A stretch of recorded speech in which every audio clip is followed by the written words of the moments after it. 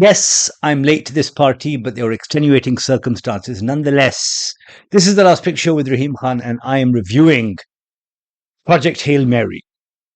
There's enough in this movie for me to easily say that it's the best movie of the year so far. But then, seeing as how it was sort of a mid-March release, this may change. But yes, hands down, in the words of Rocky, amaze, amaze, amaze. However, and you guys might want to watch the video that I do after this, in which I talk about sort of adaptations and what I wanted from this movie, wanted more at least. I'll get into that in a second. But I feel that this is a very good movie, but it is not a great movie. Okay?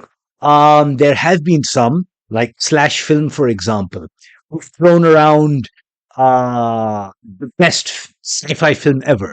Now that's too much.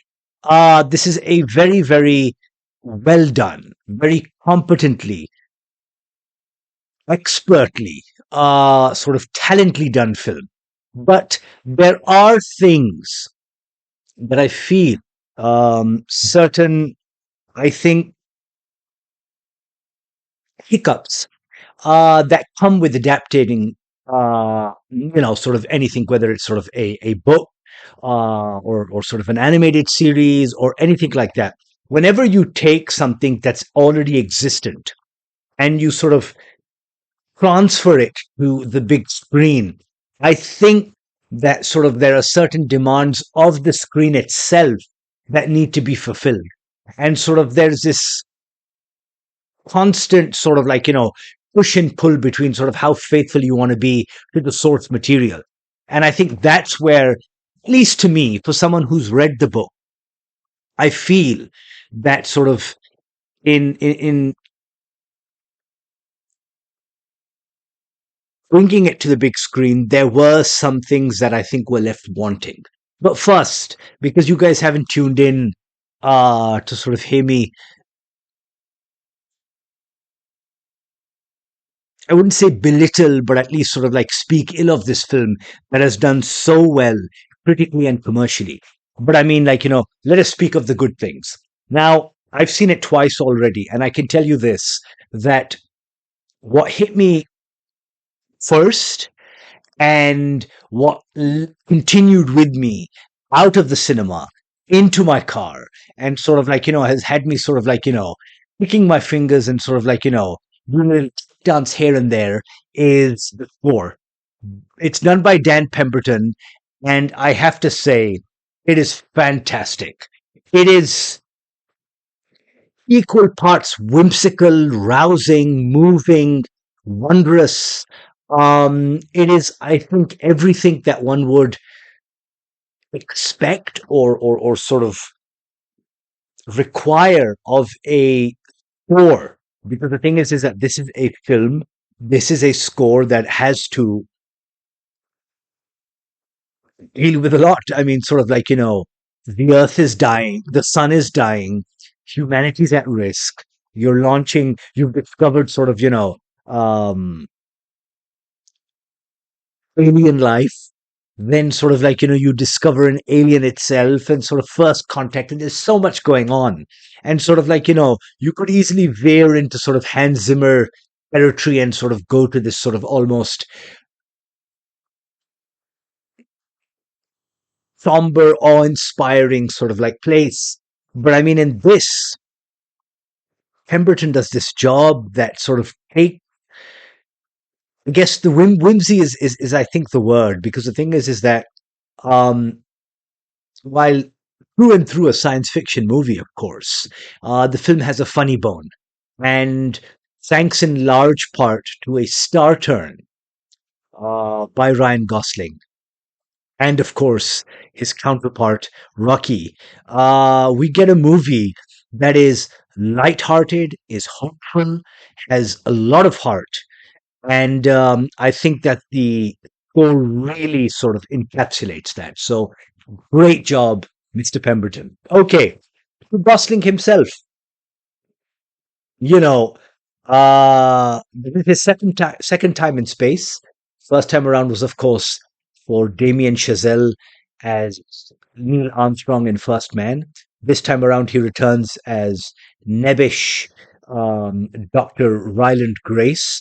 He's also an executive producer on this movie. And I think, sort of, him in both roles, both as lead actor as well as executive producer, it serves the movie well. It serves it well because the thing is that I think all hands on deck from Phil Lord, Chris Miller, the directors, Drew Goddard, the screenwriter, what's it called, Ryan Gosling, and of course Andy Weir, the author. All of these people were sort of they understood. I would say the tone of that was required for this movie.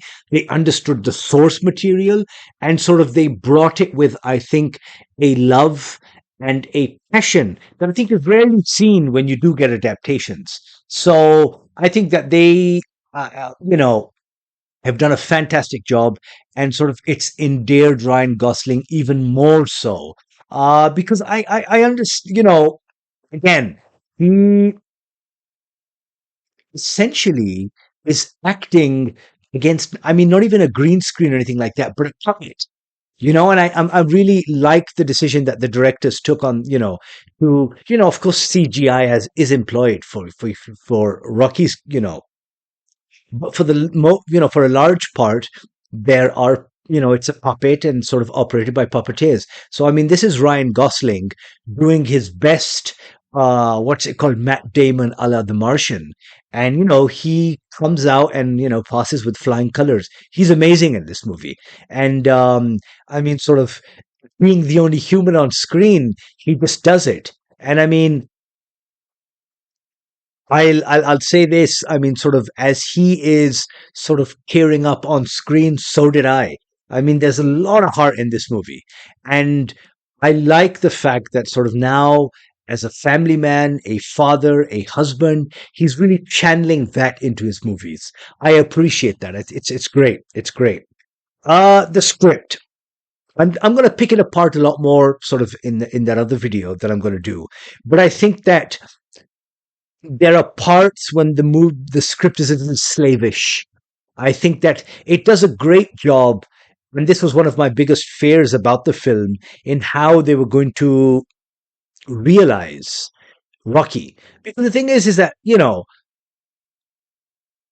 normally get sort of your more type alien killer type, extraterrestrial, or then there's the cutesy elf type, or ET. But in this case, you are sort of encountering, or they're the sort of like, godlike enigmatic ones that you come across in movies like Arrival. But like, um, in this, you are encountering an intelligent being, right? Who has similarly been sent forth by his people to figure out why the sun is dying. So intelligent, industrious, and wholly alien, which again is, um, credit to Andy Weir, for not sort of envisioning a humanoid type alien. Thank God for that. So yeah, I was really concerned about that. I was like, sort of, how is this going to translate to the screen? Our audience is going to like this? Are they going to actually sort of, warm up to the idea? And they again did a great job. There's a great interplay, a great dynamic between sort of Grace and Rocky. It's good. It, sort of gets to the point of being funny, really good.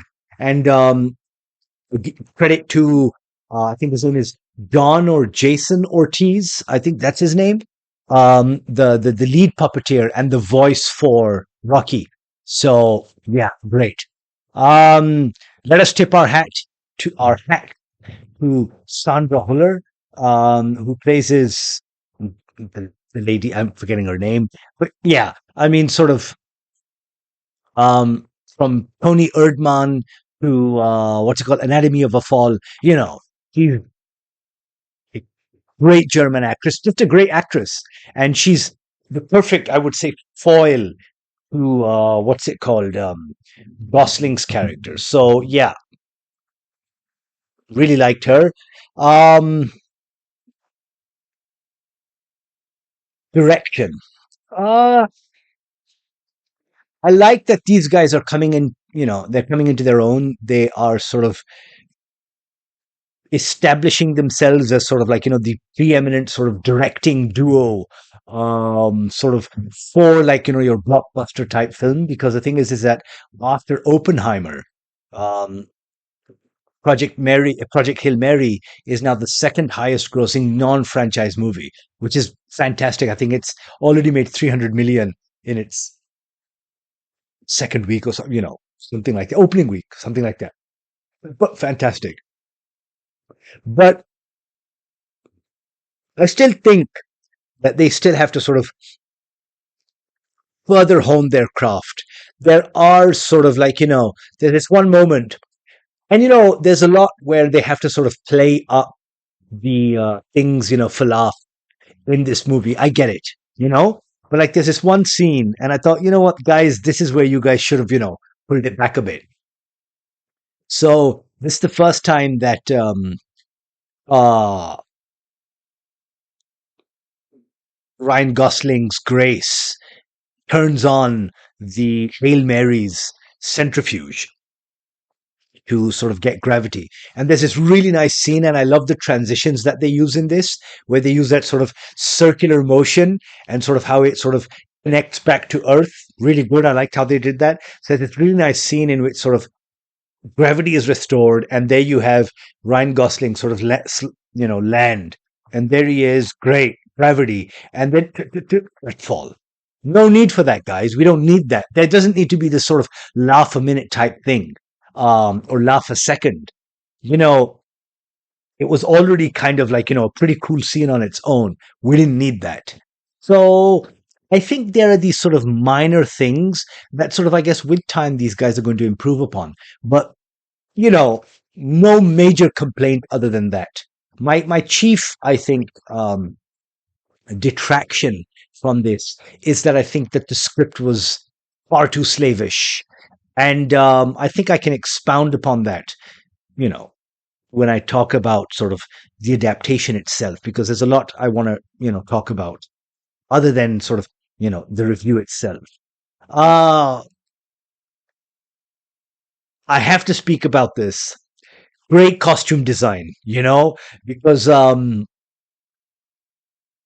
I've been after this sweater for such a long time, but it's kind of out of reach because it's expensive. But it's the Kawichan sweater that he wears, the one with the foxes, that I think was specially knit for this movie. But I think his entire wardrobe is great. Even like the mission, uh, the uniforms and all of that stuff. Really good, man. Really good. Like what's it called? Production design. Um, I I think as this movie is just like sort of you know, all cylinders firing. I mean, sort of, there's very little in this movie that sort of lets, thing. I think there's some pretty impressive visuals in the movie. I'm not saying there aren't, and sort of, you know, but in the sort of vastness of well, space, but also in the vastness of like sort of space movies we've seen, I think this movie could have done slightly better, not slightly better, it could have done more with its visuals. You know, I think that, they're like grade like B plus plus, but I think they needed more. I think the only visual in this movie that really, for me, because I know everyone's talking about that one scene where he goes out or he does his EVA, and there he is, and he's, having a moment, and sort of like, you have that sort of he's in the Petrova line type thing, cool. But no, that isn't the best scene. There's this other one where it's a really wide shot, and you have this sort of beautiful, like it's this almost diaphanous, you know, wave, and sort of there you see the Hail Mary, and it's pink against the stark black. That is, I think, the most beautiful scene in this movie, and I wanted more of that. So yeah, I was waiting for the moment when I would hear Rocky say "Amaze, amaze," because the thing is that was like one of his chief lines in the book. And I'm just really glad that this movie, and this is maybe me being a little sort of, I don't know, sentimental or something like that. But it's like rare to have a feel good movie born from a potential sort of earth ending scenario. I mean, that rarely happens. And I'm glad that sort of book exists and now the movie exists too. Does it open itself to a sequel? I mean, it ends on, I mean, there are hints, sort of the end of the movie, not really a spoiler. But then, interestingly enough, and this was Andy Weir talking about this in an interview in which they asked him, like, sort of, how did the two pilots, the two other astronauts die? And he's like, I'm saving that for a sequel. Really? Well, I hope you do, because I'd love to see, you returning to this world. Uh, Great, man. That was Project Hail Mary.